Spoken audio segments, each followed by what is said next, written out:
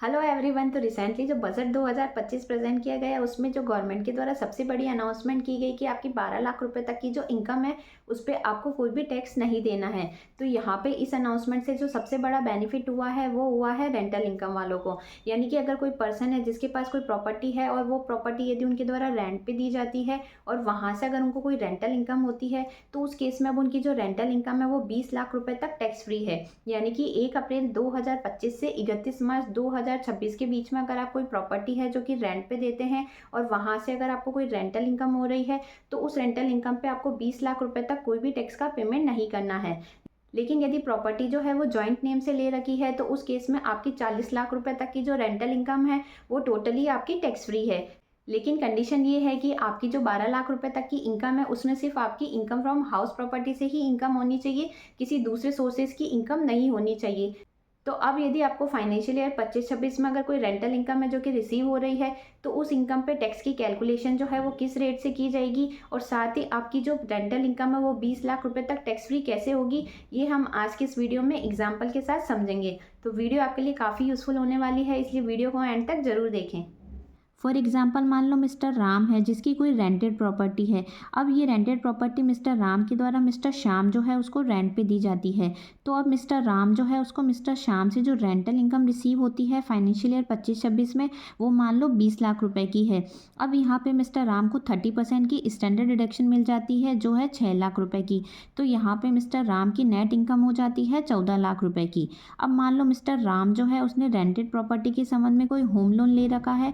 तो यहाँ पे मिस्टर राम को इंटरेस्ट पोर्शन की 2 लाख रुपए तक की डिडक्शन मिल जाती है। तो यहाँ पे मिस्टर राम की जो नेट टैक्सेबल इनकम हो जाती है वो है 12 लाख रुपए।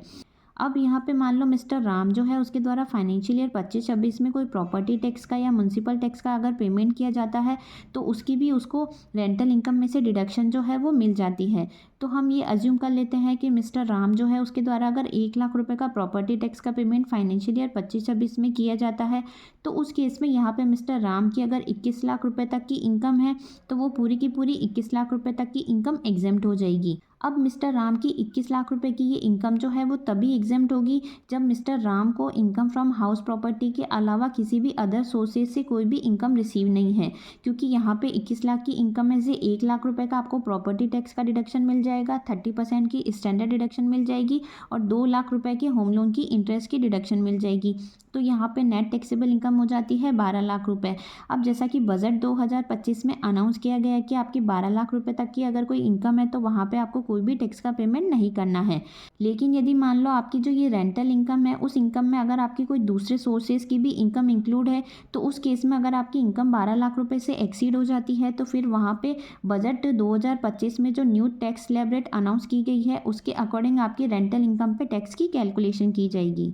लेकिन यदि मान लो आपके द्वारा जो प्रॉपर्टी रेंट पे दी जाती है वो जॉइंट प्रॉपर्टी है, यानी कि उस प्रॉपर्टी जो है उसमें राम और रीना जो कि हस्बैंड एंड वाइफ है दोनों का 50-50% का शेयर है। तो अब मान लो यदि जॉइंट प्रॉपर्टी अगर आपको रेंट पे दी जाती है और वहाँ से अगर आपको एक फाइनेंशियल ईयर 25-26 में जो रेंटल इनकम रिसीव होती है वो रेंटल इनकम अगर आपकी 40 लाख रुपये तक है तो वो पूरी की पूरी एग्जेम्प्ट है। अब ये आपकी एग्जेम्प्ट कैसे होगी, तो 40 लाख रुपये की जो इनकम है उस पर आपको 30% की स्टैंडर्ड डिडक्शन मिल जाती है जो है 12 लाख रुपये की। तो यहाँ पे आपकी नेट इनकम हो जाती है 28 लाख रुपए की। साथ ही यदि रेंटेड प्रॉपर्टी के संबंध में अगर आपने कोई होम लोन ले रखा है तो वहाँ पे आपको 4 लाख रुपए तक का इंटरेस्ट भी अलाउड हो जाएगा। तो यहाँ पे आपकी नेट टैक्सेबल इनकम हो जाती है 24 लाख रुपए की। अब यहाँ पे आपको जो ये स्टैंडर्ड डिडक्शन प्रोवाइड की जाती है तो इनकम टैक्स एक्ट में केवल आपकी रेंटल इनकम ही ऐसी इनकम है जहाँ पे गवर्नमेंट के द्वारा नॉशनल खर्चों पर भी आपको डिडक्शन प्रोवाइड की जाती है।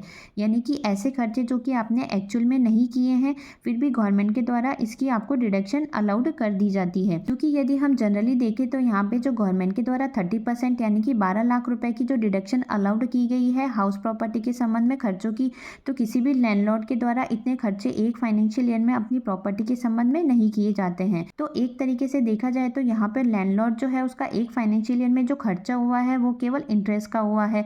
तो यानी कि 40 लाख में से उसके 4 लाख रुपए का इंटरेस्ट लेस होने के बाद उसकी 36 लाख रुपए तक की पूरी इनकम जो है वो सेव हो जाती है। अब यहाँ पे जॉइंट प्रॉपर्टी प्रॉपर्टी को रेंट पे देने से जो इनकम रिसीव हो रही है वो इनकम 50-50% राम और रीना में डिस्ट्रीब्यूट हो जाएगी।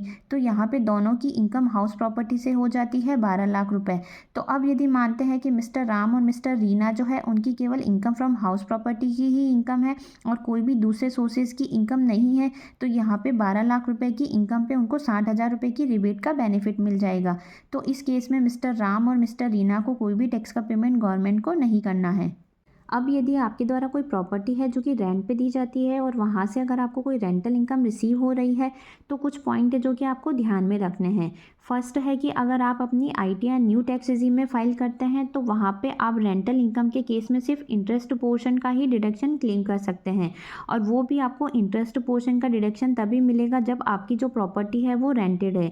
यानी कि अगर आपकी सेल्फ ऑक्यूपाइड हाउस प्रॉपर्टी है तो उस केस में आप इंटरेस्ट ऑन होम लोन का डिडक्शन न्यू टैक्स रेजिम में क्लेम नहीं कर सकते हैं और ना ही न्यू टैक्स रेजिम में आपको प्रिंसिपल अमाउंट की कोई डिडक्शन अलाउड होगी। सेकंड चीज़ आपको ध्यान रखनी है कि यदि मान लो आपकी रेंटल इनकम जो है उससे आपकी इंटरेस्ट की अमाउंट ज़्यादा हो जाती है तो उस केस में आपका जितना एक्सेस इंटरेस्ट आपने पे किया है वो लैप्स हो जाएगा, यानी कि उसकी आपको कोई भी डिडक्शन अलाउड नहीं होगी।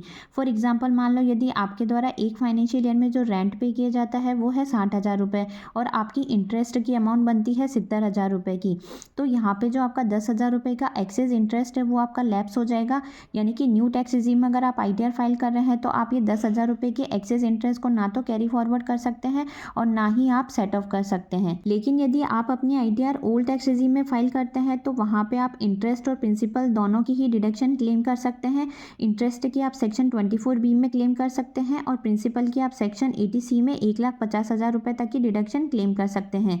और साथ ही यदि आपको ओल्ड टैक्स रेजिम में रिटर्न फाइल करते हैं तो हाउस प्रॉपर्टी के लॉस को आप कैरी फॉरवर्ड भी कर सकते हैं और नेक्स्ट ईयर में आप सेट ऑफ भी कर सकते हैं। नेक्स्ट है यदि मान लो आप अपनी आईटीआर न्यू टैक्स रेजिम में फाइल कर रहे हैं और यदि आपको हाउस प्रॉपर्टी से कोई लॉस हो रहा है तो उस केस में आप उस लॉस को सैलरी से सेट ऑफ नहीं कर सकते। यानी कि आपके न्यू टैक्स रेजिम में आप आईटीआर फाइल करते हैं तो आपके हाउस प्रॉपर्टी के लॉस के संबंध में जो सेट ऑफ और कैरी फॉरवर्ड के रूल्स है वो रूल्स आपके ओल्ड टैक्स रेजिम से थोड़े डिफरेंट है। साथ ही बजट 2025 में गवर्नमेंट के द्वारा रेंटल इनकम पे एक बेनिफिट और है जो कि आपको प्रोवाइड किया गया है। यानी कि बजट 2025 में आपके रेंटल इनकम पे टीडीएस डिडक्ट करने की जो थ्रेशोल्ड लिमिट है उसको इंक्रीज कर दिया है। तो जहां पहले आपके 2,40,000 रुपए की अगर रेंटल इनकम होती थी एक फाइनेंशियल ईयर में तो उस केस में टीडीएस डिडक्ट किया जाता था, तो अब इस लिमिट को इंक्रीज करके 6 लाख रुपए पर ईयर कर दिया है। या फिर अगर आपकी रेंटल इनकम 50,000 रुपये पर मंथ या उससे ज़्यादा है तो उस केस में फिर आपका सेक्शन 194I में टीडीएस जो है वो डिडक्ट किया जाएगा।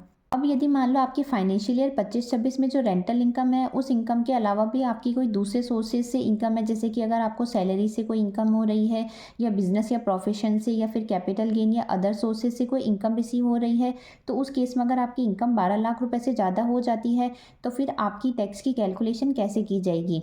तो यहाँ पे आपकी 4 लाख रुपए तक की इनकम टैक्स फ्री है। 4 लाख से 8 लाख के बीच में आपको 5% से टैक्स का पेमेंट करना है। 8 लाख से 12 लाख रुपए की इनकम पे 10% से टैक्स का पेमेंट करना है। लेकिन यहाँ पे 12 लाख रुपए तक की इनकम पे आपको 60,000 रुपये का रिबेट का बेनिफिट मिल जाता है।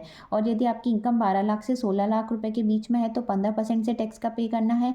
16 लाख से 20 लाख रुपए के बीच में है तो 20% से टैक्स का पे करना है। 20 लाख से 24 लाख रुपए के बीच में है तो 25% से टैक्स का पे करना है। और यदि आपकी इनकम 24 लाख रुपए से ज़्यादा हो जाती है तो इस केस में आपको 30% से टैक्स का पेमेंट करना है। लेकिन एक चीज़ ध्यान रखनी है कि अगर आपकी कोई स्पेशल कैटेगरी की इनकम है तो उस केस में अगर आपकी इनकम 4 लाख रुपए से ज़्यादा हो जाती है तो शॉर्ट टर्म कैपिटल गेन पे आपको 20% से टैक्स का पेमेंट करना है। लॉन्ग टर्म कैपिटल गेन पे आपको 12.5% से टैक्स का पेमेंट करना है। साथ ही लॉन्ग टर्म कैपिटल गेन के संबंध में आपको 1,25,000 रुपये की एग्जम्पशन भी मिल जाती है। और यदि आपकी लॉटरी से, क्रॉस वर्ड पजल से या ऑनलाइन गेम से कोई इनकम हो रही है तो वहाँ पर आपको 30% से टैक्स का पेमेंट करना है। तो इस तरीके से आपके रेंटल इनकम पे टैक्स की कैलकुलेशन की जाएगी। तो आई होप आज की जो ये वीडियो है वो आपके लिए यूज़फुल रही होगी। वीडियो से अगर किसी तरह की हेल्प मिली हो तो चैनल को लाइक, शेयर एंड सब्सक्राइब करना ना भूलें। Thanks for watching.